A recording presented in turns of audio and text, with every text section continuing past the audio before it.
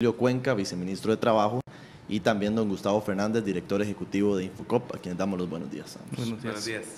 Don Gustavo, tal vez empezando por usted, ya escuchábamos 45.000 millones de colones pérdidas que ha tenido el Infocop.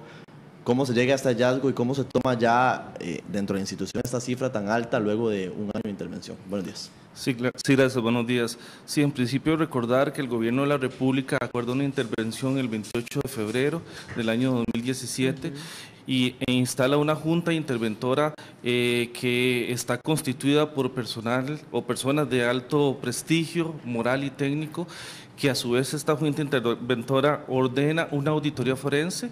La auditoría forense se contrata a la firma KPMG, una firma de gran prestigio internacional, y es la que inicia durante 6 meses una investigación bastante profunda dentro del Infocop, en la cual se llega a hallazgos como los que ustedes están reseñando, junto con otros hallazgos que hemos nosotros avanzado a través del área operativa con la Junta Interventora y también nuestra alianza con la Fiscalía. Hay que recordar que un mes después de la intervención, la Fiscalía hace un allanamiento en 15 lugares a lo largo del país y Infocop queda acreditado en la Fiscalía como víctima del proceso, y eso nos ha permitido realizar una estrecha coordinación.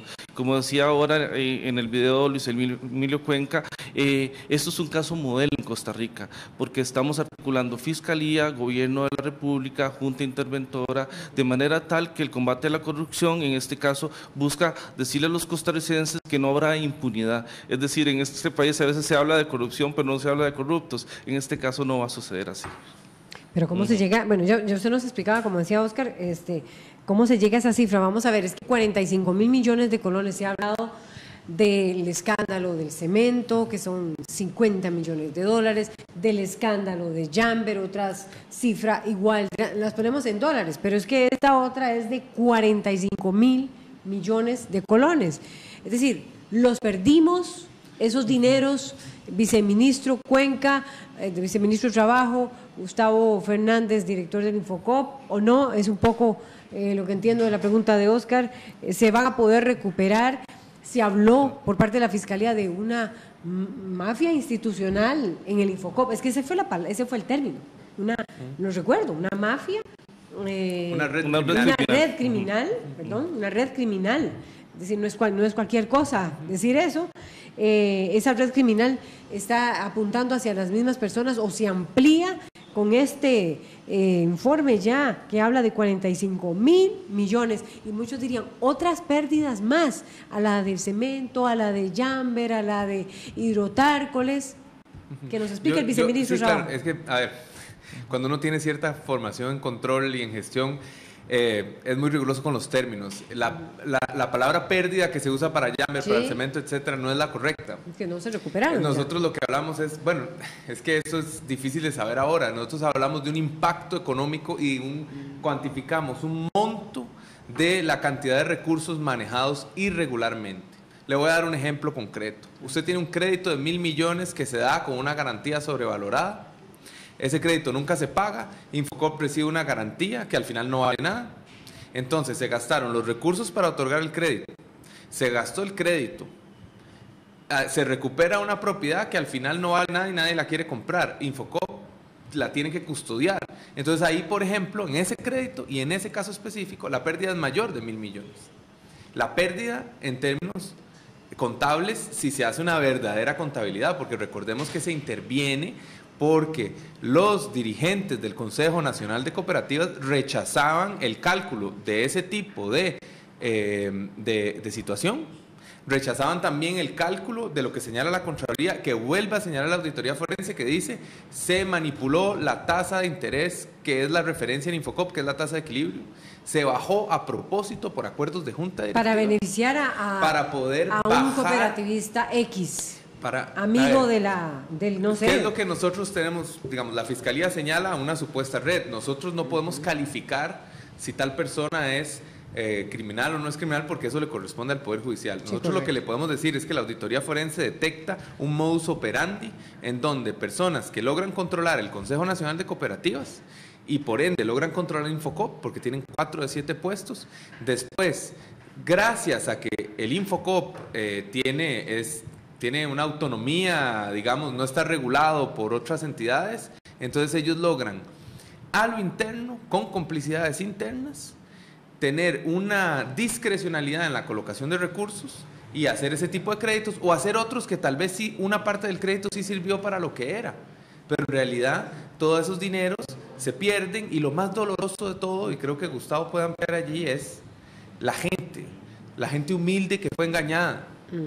Esas miles de personas, porque cuando usted va a cobro judicial en una cooperativa, no es un cobro a una empresa, es un cobro a 500 asociados, es un cobro a gente humilde que le apostó al cooperativismo, que la engañaron, que le dijeron, métase en la cooperativa, firme este pagaré, les vamos a dar un crédito, vote por nosotros. ¿Y qué pasaba con ese crédito? Para entender, digamos, en detalle, yo sé que hay, supongo que deben haber varios distintos créditos que se otorgaron, pero para entender en detalle qué pasó con ese pobre cooperativista que firmó el pagaré y que hoy está en cobro judicial, ¿estaría ahí esa cooperativa? Sí, por supuesto. Y tal vez Gustavo puede ampliar. ¿Cómo fue que actuó? Es muy doloroso. El Consejo, desde la cabeza, el Consejo Nacional de Cooperativas, lo que usted dice, las complicidades internas en el Infocop, la cooperativa, ¿y a dónde se fue la plata?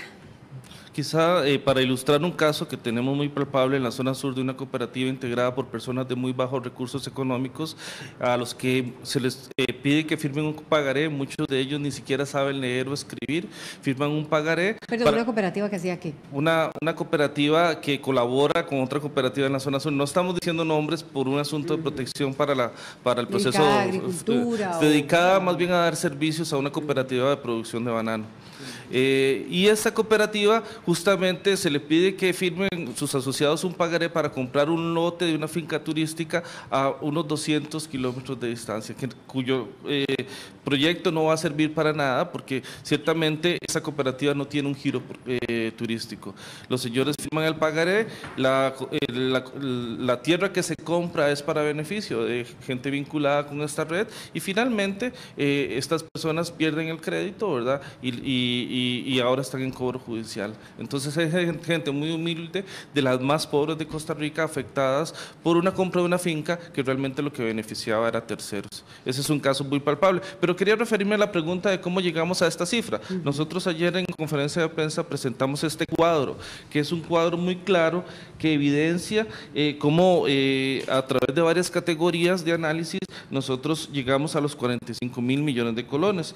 Los recursos más cuantiosos tienen que ver con créditos, pero también con los malos cálculos de la tasa de equilibrio, que es un tema que estamos documentando suficientemente, con las inversiones, con transferencias de capital, con viajes al exterior y también con donaciones ilegales. Esto es así, y si le sumamos todo lo que tiene que ver con juntas liquidadoras, pues la suma puede crecer. Hay que ser enfáticos que esto tiene que ver con un proceso de cerca de 10 años, porque se ha querido interpretar que es corrupción de este gobierno de la República, y eso es totalmente injusto, porque más bien el gobierno de la República lo que hace es intervenir para investigar, y ciertamente se han tomado medidas al respecto, de manera tal que más bien lo que se está es custodiando los bienes públicos y haciendo un ejercicio de ética y probidad como corresponde. Ahora, doña Laura ya lo mencionaba, tal vez para ahondar en esto, esta cantidad de dinero, ¿cómo va a afectar al Infocop de cara al futuro, y se va a poder recuperar de alguna forma alguna cifra? Bueno, esta cantidad de dinero, estos recursos que no fueron percibidos o que se manejaron irregularmente, afecta muchísimo, puesto que hoy en día el Infocop tiene una situación, si no lo hubiéramos intervenido, el Infocop iba directo a la quiebra, eso no me cabe la menor duda, y por ende nosotros salvamos Infocop, salvamos la herramienta que el Estado tiene para cumplir con su misión constitucional del artículo 64, que dice que tiene que fomentar el cooperativismo, y ahora lo que queda es reestructurar esa cartera, y eso es lo que estamos haciendo para poder darle de nuevo una sostenibilidad financiera robusta, para hacer algo que nunca se ha hecho en 45 años, que es apalancar Infocop en un futuro. Entonces, esta cifra afectó, esta cifra le ha hecho un daño enorme al cooperativismo de este país, que sigue siendo, y es importante resaltarlo, el cooperativismo está lleno de gente honesta. Es la dirigencia, que es un grupo pequeño, y no toda la dirigencia, un grupo pequeño de esa dirigencia que está mencionado tanto en los hallazgos de la Junta Interventora como en los de la Fiscalía, como en los de la auditoría forense. Pero esa dirigencia no representa al cooperativismo. El cooperativismo está lleno de gente honesta que, pese a haber sido, digamos, el fomento público, haber sido manejado por este tipo de grupo, el cooperativismo sigue siendo muy fuerte y 1 de cada 5 costarricenses está asociado a una cooperativa. Entonces, el gran costo... Mucho, 1 de cada 5. Por supuesto, pese a este mundo, porque no estamos hablando, aquí estamos hablando de irregularidades en el mundo público del cooperativismo, en las instituciones que crea la ley de asociaciones cooperativas, tanto para representar políticamente al cooperativismo, como es el Consejo Nacional de Cooperativas, como para fomentarlo desde el Estado, como es el Infocop, ambos ligados en una ley que hay que corregir porque por ley hay muchísimos conflictos de interés, pero lo que tiene que quedar claro es que el gran costo pasó, ahora estamos construyendo un nuevo Infocop y más bien deberíamos de sorprendernos esa fortaleza del cooperativismo de haber sobrevivido a estos malos manejos durante 10 años. Usted le dijo a Óscar Ugarte, viceministro Cuenca, que hubiera quebrado, hubiera ido a la quiebra. ¿Por qué? Porque primero que todo, porque no había una contabilidad que reflejara la realidad financiera de Infocop. Cuando nosotros hicimos el análisis y demostramos que había una alta probabilidad de fraude, y ese análisis fuimos a presentarlo a la Asamblea Legislativa, donde no tuvimos apoyo, o muy poco apoyo.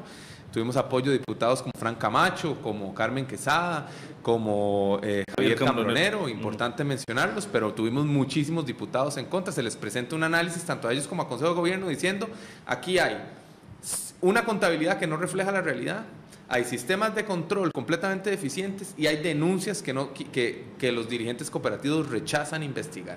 Entonces, era 3 predictores de fraude muy importantes. ¿Y por qué hubiera quebrado? Porque cuando usted maneja una empresa, una institución y no quiere ver la realidad financiera, en un momento que hubiera pasado, Infocop, ¿cómo se financia? 10% de las utilidades de los bancos del Estado entran. Y además entran los ingresos de la cartera, pero la cartera cada vez produce menos ingresos. Con esos ingresos es con lo que tiene que pagar salarios y todo su funcionamiento operativo. Y si en algún momento no entran, los bancos del Estado no hacen utilidades 1 año o 2, por ejemplo, ¿qué hubiera pasado? Porque además recordemos que este grupo de personas dominó Infocop en los 10 años en que la banca del Estado ha hecho la mayor cantidad de utilidades de su historia. Entonces, la mayor cantidad de ingresos que tuvo Infocop. Claro, porque Infocop por los últimos 10 años ha tenido... El año pasado, por ejemplo fueron 11.000 millones de colones de transferencia a los bancos. Ese dinero el Infocop lo utiliza para colocarlo en crédito y nosotros efectivamente podemos colocar en tasas blandas y a tasas de interés en condiciones blandas y a tasas de interés muy bajas. El tema es el abuso. Si uno coloca 4%, Infocop lo puede hacer, pero al hacerlo tiene que hacer estudios de impacto social, es decir, estás invirtiendo en salud, en educación, en empleo, en vivienda. Para merecerte un interés del 4%. El Infocop está para fomentar el cooperativismo a las poblaciones más vulnerables de este país. Eso es lo que dice la ley. Y lo podemos hacer porque tenemos herramientas magníficas, pero no basta con colocar a mis amigos o a las cooperativas aliadas. Lo que significa esto es que tienes que hacer estudios de impacto social para demostrar que estás incidiendo en el desarrollo de las comunidades. Entonces, eso se dejó de hacer, o más bien no se hacía por conveniencia, y definitivamente todo ese desvío de recursos no podemos constatar que haya sido bien invertido. Además tenemos hallazgos que demuestran que recursos blandos en algunas de las partes... ¿Qué son recursos blandos? Los recursos blandos, esos son esos recursos que se prestaron a 2%. El hecho de manipular la tasa, de hacer que por acuerdo de una junta directiva anterior de Infocop oficializaron un error matemático en la tasa, que es multiplicar números absolutos, sumar números absolutos con números relativos, pero bueno, en fin, no importa el detalle técnico, lo que importa es que esto bajó artificialmente 2 puntos la tasa a la que Infocop tiene que prestar para no perder, que se llama tasa de equilibrio. ¿Qué es lo que permitió eso? Prestar a 2%, cuando su tasa de equilibrio está a 10, si quiere prestar a 2%, 1.000 millones, tiene que prestar a 18%, otros 1.000 millones. Pero para no hacer eso, bajan la tasa a propósito y entonces pueden prestar a 14% 1.000 millones para poder prestar a 2% otros 1.000 millones. ¿Cómo se usó ese 2%, esos 1.000 millones? ¿Realmente fue para las cooperativas? Nosotros tenemos hallazgos. ¿O fue para los amigos, pregunto? Tenemos hallazgos. Tenemos que un dicen, caso terrible de 1.000 millones de colones donde el directivo que lo aprueba, uno de los directivos, beneficia en el crédito directamente a un consejo de administración donde figuran 2 de sus hijas. Y luego, esa misma cooperativa, ese mismo que recibe los recursos, a su vez financia otra cooperativa donde figura su esposa y un hijo. Ahí es claro el conflicto de interés. Conflicto de intereses. Exacto, sí, ahí que está lleno de conflictos. Tenemos, bueno, la auditoría forense son 30 casos más otros. Aquí en esto hay hallazgos todo el día. Yo ayer por la mañana teníamos un hallazgo nuevo, igual, un consorcio que recibe dineros a condiciones que jamás hubiera encontrado en el sistema financiero. Se supone que son para los productores y vemos como dirigencia de ese consorcio lo que hace es patrimonializar para beneficio propio parte de esos dineros. Bueno, y le esperaremos seguramente acciones. Entonces, este informe ya está en manos de la Fiscalía. Para ir cerrando, porque hace rato nos están pidiendo... Va en camino. Sí. Va en camino con a ser entregado oficialmente. Con la perspectiva de lo que dijo Fiscalía. Gustavo Fernández, director ejecutivo del Infocop, de que cuando se habla de corrupción no aparecen las personas que cometieron la corrupción. Claro, nosotros estamos acreditando pues el informe en la Fiscalía. ¿Podrían aumentar el número de personas? Eso lo acusadas decíamos de ayer. corrupción? Es que en esto, como dice don Luis, todos los días aparece algo y la cantidad de personas que están involucradas en esto ha sido creciente. ¿Cuántas actualmente?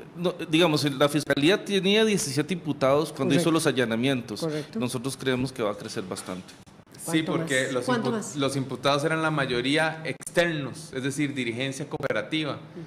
Pero nosotros ahora tenemos, digamos, la dirigencia cooperativa no hubiera hecho nada si no hubiera tenido una red interna.